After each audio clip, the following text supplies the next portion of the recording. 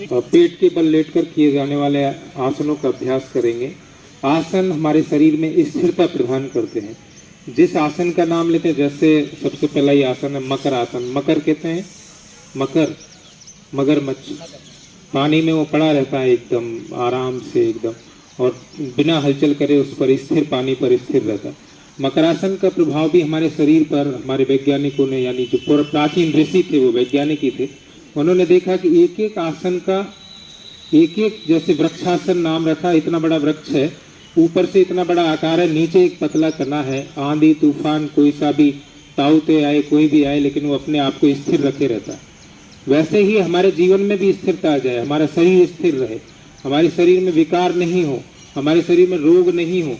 उन रोगों से बचने के लिए, शरीर में लघुता लाने के लिए, एक स्फूर्ति लाने के लिए और तनाव मुक्त जीवन जीने के लिए बहुत सारे आसनों का प्रभाव आता ही है। आइए हम करते हैं सब मकर आसन। पेट के बल लेट जाएंगे,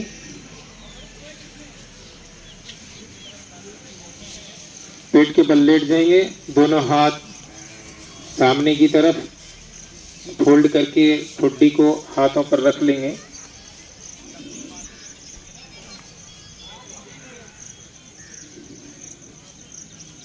इसमें धीरे धीरे एकदम रिलैक्स पे चले जाएंगे, अपने शरीर को एकदम रिलैक्स मोड पे करेंगे और अब ठुड्डी पर स्टैंड लगाएंगे, एक स्टैंड लगाएंगे यूं इस तरह से।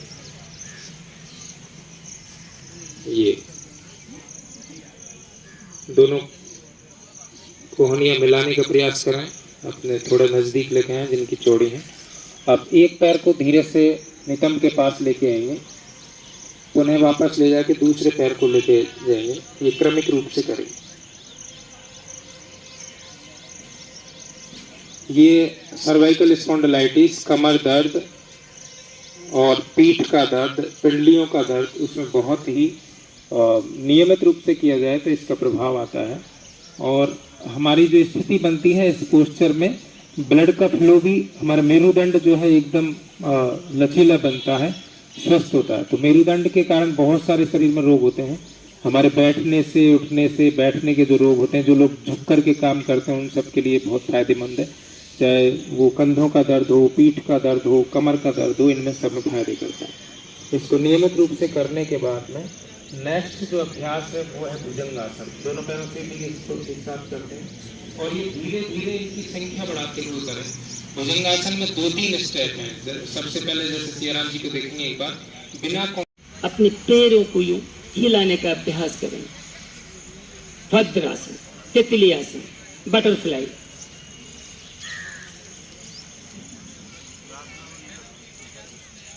प्रार्थना सबसे पहले जो खड़े होकर जो किया था उसमें बोल ली गई।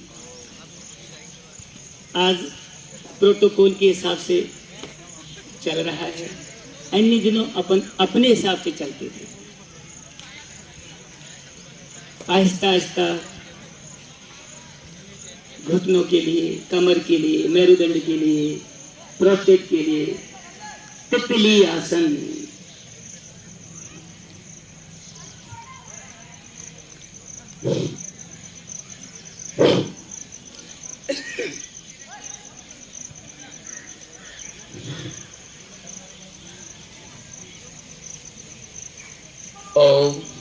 अब वापस पैरों को सीधा करें और बुद्ध आसन में आते हैं।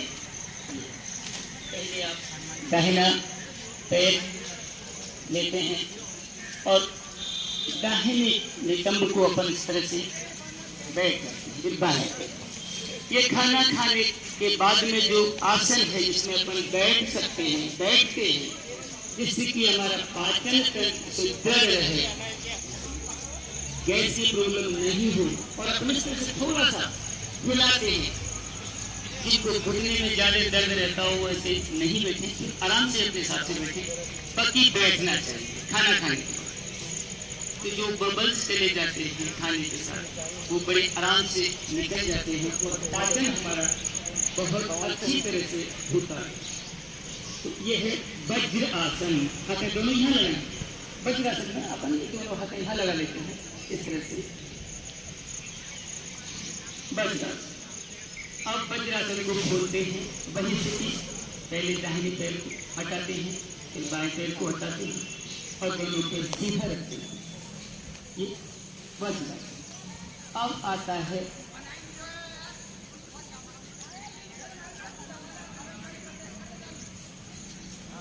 उष्टासन। उष्टासन में वही स्थिति हमें पहले ये करना है और अब उष्टासन जो आप रोज कर रहे हैं, उष्टासन अपन डेली करते हैं। ऊंट की तरह से अपनी आकृति को बनाना है।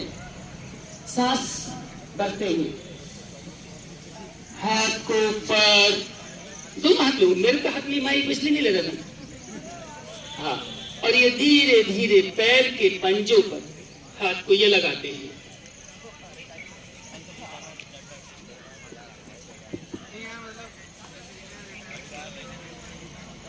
उष्टासन।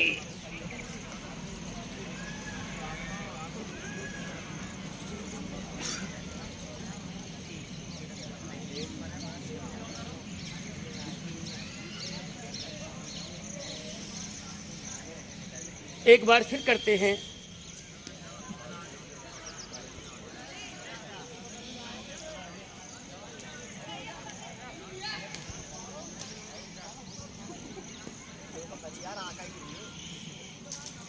जिनको सर्वाइकल की समस्या रहती है वो गर्दन सीधी रखें। अब करते हैं शशांकासन। पैरों में थोड़ा सा फासला ले लें, पैरों में थोड़ा सा फासला ले लें। दोनों हाथ सांस भरते हुए ऊपर की ओर लेके जाते हैं और सांस को बाहर निकालते हुए अपन को खरगोश की सी आकृति बनानी होती है।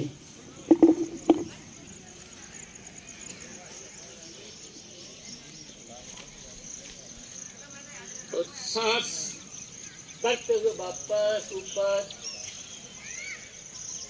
और सांस छोड़ते हुए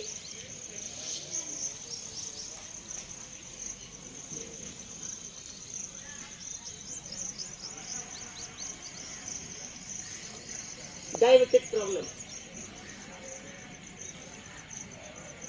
पाचन तंत्र।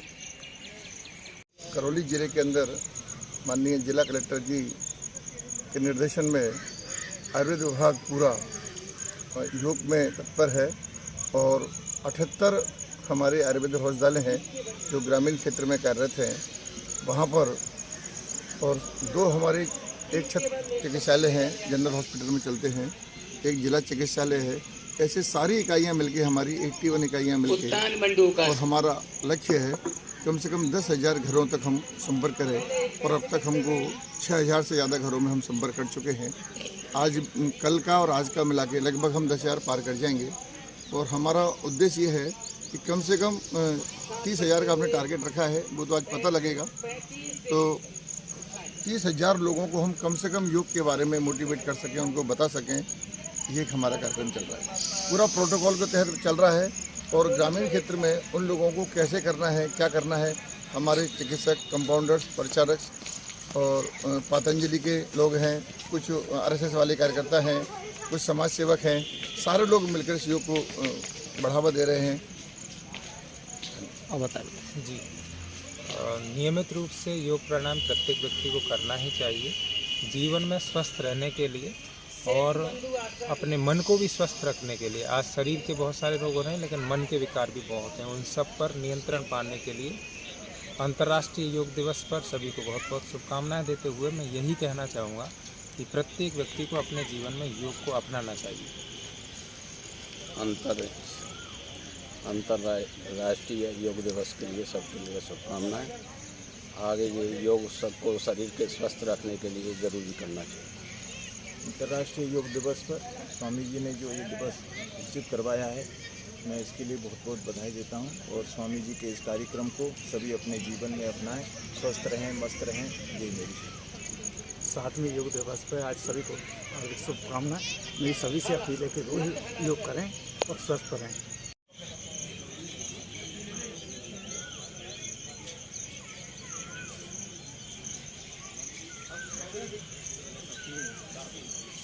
पावन मुक्तासन। पहले एक मिनट में सांस भरते हुए और सांस आप रोजाना योग करने आते हैं, आपके शरीर पर क्या प्रभाव पड़ा? हमारे शरीर पे ये प्रभाव पड़ा है कि हमको किसी भी प्रकार की, कोई भी प्रकार की शारीरिक व मानसिक किसी भी प्रकार की दुर्बलता नहीं है हमारे शरीर में, बिल्कुल स्वस्थ हैं हम। आप रोजाना से क्या असर पड़ा आपको? रोजाना व्यायाम करने से अनेक प्रकार की जो बीमारियां हैं वो भी निष्कासित हुई हैं और इससे शरीर स्वस्थ और निरोग रहा है। आप बिल्कुल दिन में तरोताज़ा शरीर रहता है और कोई भी पहले की कोई थोड़ी बहुत बीमारी वो सारी। श्री राम जी, आप रोजाना कराते हो, क्या फ़ायदा आ रहे हैं इसके? फायदा है कि सबसे बड़ा फायदा तो मुझे ये हो रहा है कि लोगों को जो शारीरिक और मानसिक जो शांति मिल रही है, इससे सबसे ज़्यादा शांति मुझे मिलती है, जिससे कि जितने ज़्यादा लोग यहाँ आते हैं, करते हैं। और कुछ लोग इस तरह से आके कहते हैं कि सर मेरे जो ये बैक पेन था वो पूरी तरह से ठीक हो चुका है। कोई कहता है ऐसे डायबिटीज़ मेरी पहले बहुत ज़्यादा थी, वो कम हुई है। कोई कहता है मेरे नींद नहीं आती थी तो मुझे नींद में बड़ा आराम मिला है। इससे मुझे बड़ा सुकून मिलता है और लोगों को बेनिफिट मिलता है। अम्मा जी, आप भी रोज आते हो? कौन आता है रोज आप में से? क्या अच्छा क्या फायदा हुआ आपको, बताओ, रोज आने से फायदा क्या हुआ? हाँ, अपने जो शरीर में जो आलस था वो बिल्कुल खत्म हो गया है। शरीर में एक स्फूर्ति और एक तेजना रहती है और मतलब रहता है कि हम लोग सुबह उठें और नहीं करते तो ऐसा लगता है कि कोई जरूरी काम अपना छूट गया है। हम चाहे कम समय के लिए आते हैं लेकिन डेली आते हैं, रोज आते हो? हल्का शरीर हो जाता है।